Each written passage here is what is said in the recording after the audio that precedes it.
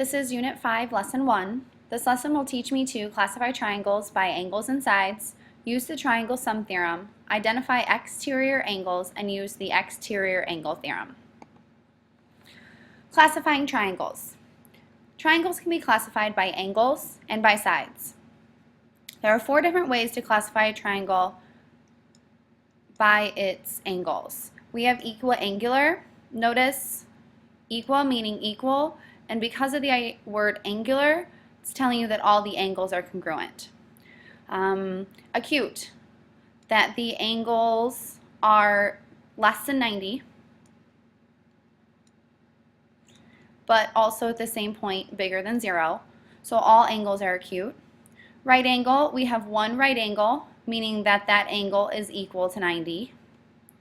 And obtuse, we have one angle that is obtuse.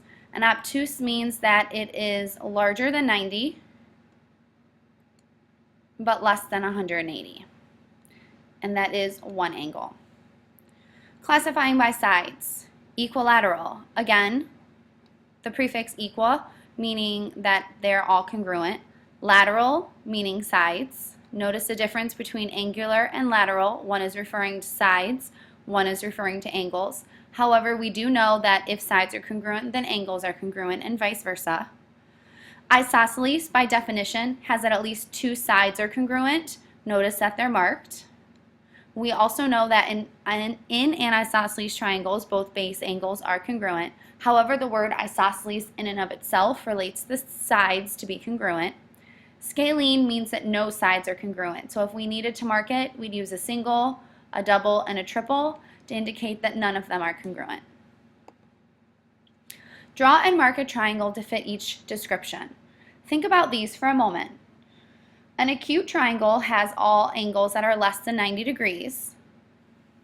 Do the best I can to draw. Scalene, meaning that they all have different lengths. Isosceles right. Right triangle is that there is one 90-degree angle. Isosceles meaning that those two are congruent. This will work.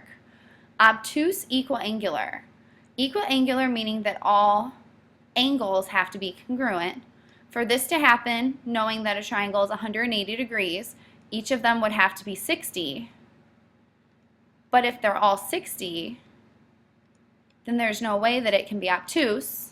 So this one here is not possible. Classify the triangles by the sides. Notice it's asking here by sides, always reading directions to know which one it's looking for. We have a 10, and an 8. Given that 2 sides are congruent, it's isosceles. Angles of a triangle, 46, 110, and 26. Your options are acute, right, and obtuse. I see one obtuse angle, so this triangle will indeed be an obtuse triangle, or this one would be an isosceles triangle up there. Some definitions. The first one, the triangle sum theorem. Not new, just a little more official. The triangle sum theorem says that the sum of the measures of the angles of a triangle is 180 degrees, meaning that angle A added up with angle B, added up with angle C, equals 180 degrees. Notice the small m in front of the angle symbol, meaning measure. So the measure of all 3 angles add up to 180.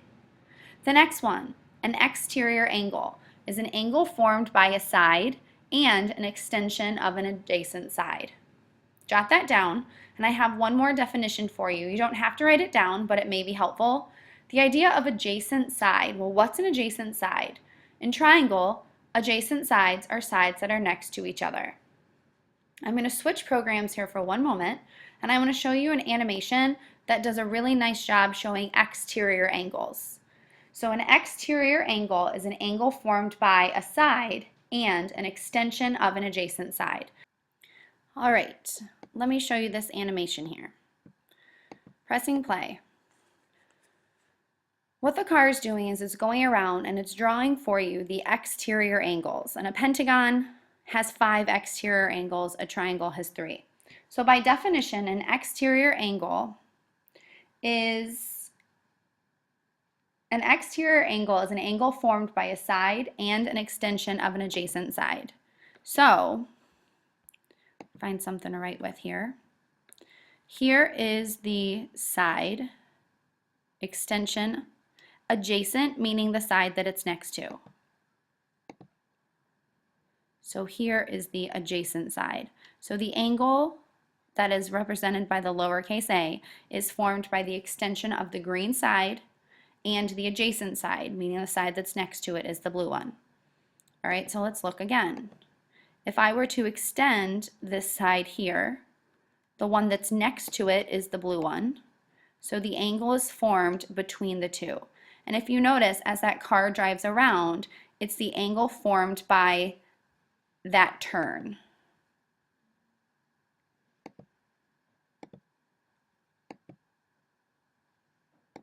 Oh, I'll get it to play here. Here we go. So as it turns around, it's that outside angle.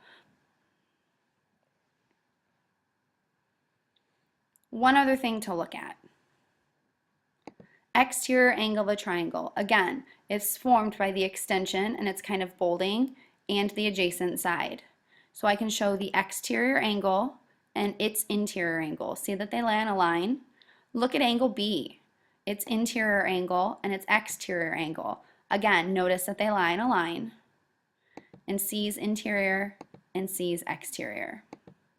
So as we go to look at drawing our own, several can be drawn.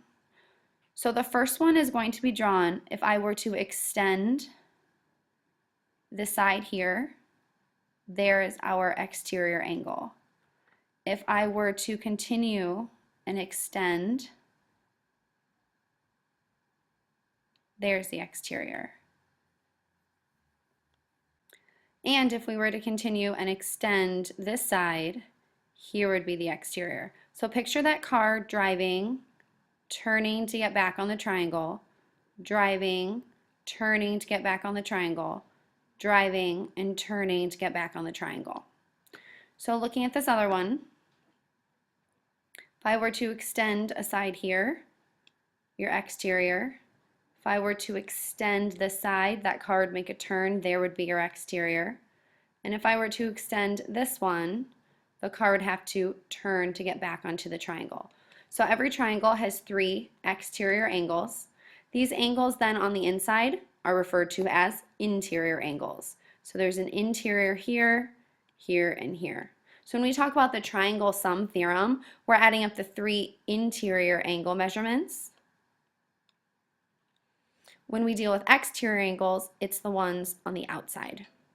So the exterior angle theorem says that the measure of each exterior angle of a triangle equals the sum of the measures of its 2 remote interiors. So look at these letters here. The measure of angle 1, this exterior angle, is formed by extending the side. Oops, sorry, my handwriting's really bad. And it equals the measure of these 2 inner ones. And if you don't believe me, we'll test it here in a second. Just make sure you have all of that jotted down.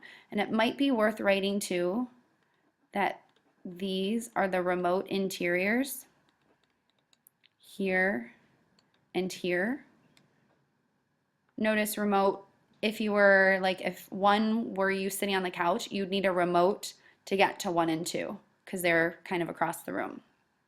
So remote interiors. All right, find the value of the variables. You're going to need to grab your calculator for a handful of these. All of these angles are on the inside, so these are all interior angles.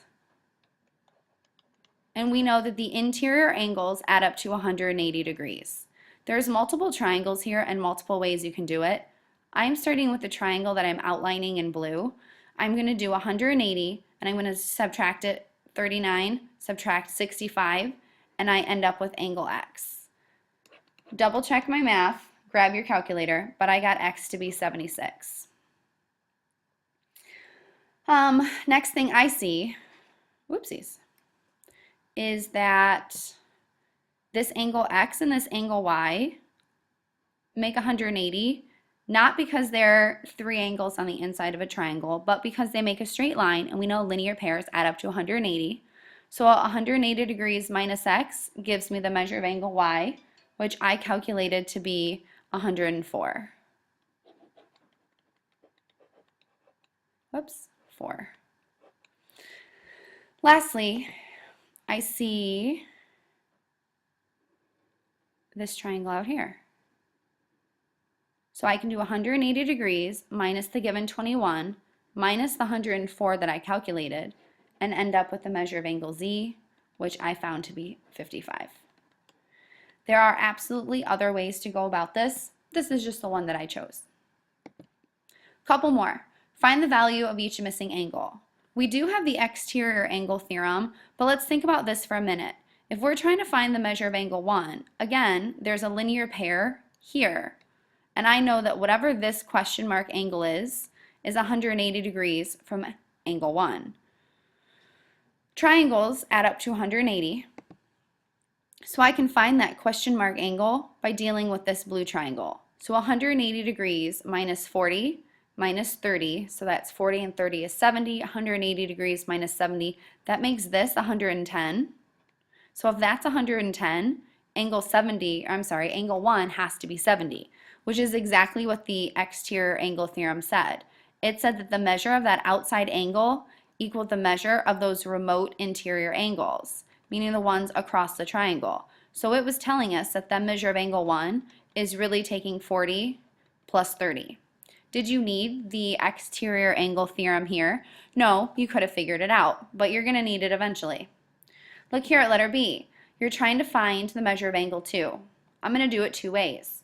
The first way would be to recognize that 113 makes a linear pair with this angle on the inside here. So that means it's 67. Knowing triangles add up to 180 degrees, this triangle here is going to be 180 minus 70 minus 67, and it's going to equal the measure of angle 2, which I calculated out to be 43. Again, did you need the theorem? No, but we can use it. The theorem says that the measure of that exterior angle is equal to the measure of those two remote interior angles, meaning the ones across the triangle. So I'm going to go ahead and plug in my values. My exterior angle equals 113. I know one of my remote interiors, but I don't know the measure of the other, so I'll call it x. By subtracting 70, I ended up calculating that x was 43. So two ways to do the same problem. Couple more problems here. There's no shortcut in this one. You have to use the exterior angle theorem that says that this outer one equals the sum of the inner two. Same thing here. This exterior angle equals the sum of the inner two, and this 3x plus 12 was put there just to goof you up.